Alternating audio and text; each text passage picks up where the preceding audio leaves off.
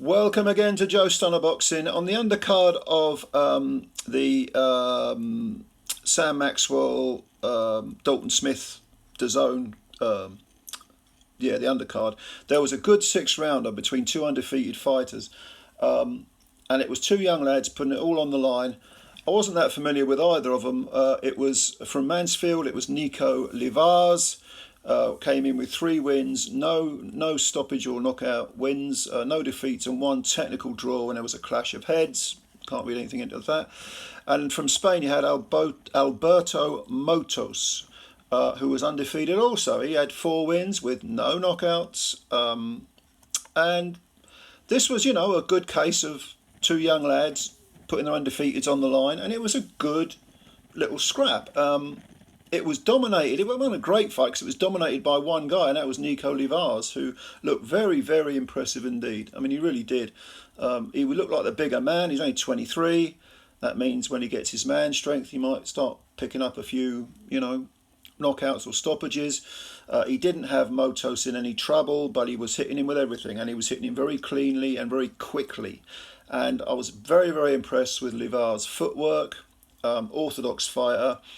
Was enjoying himself in there, hanging his hands low at times, doing a bit of showboating, a little bit of, the old bull and the matador, rather apt, considering it was a Spanish opponent. He just looked very, very impressive. Fired, good jabs. Didn't jab enough for me, personally. I would like to have seen a few more jabs going in there. Could have worked for the stoppage, maybe. Worked the body, landed the body well. Was catching Motos coming in, timing him very, very well.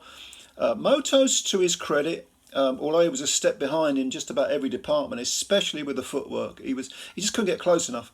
He did look like the smaller man, but when he did get in close, he was letting his hands go. He'd come to win. He wasn't going to give up that undefeated,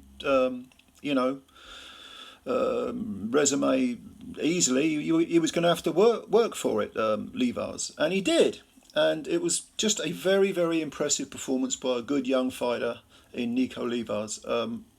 As for Motos, he came all this way, didn't quite have enough.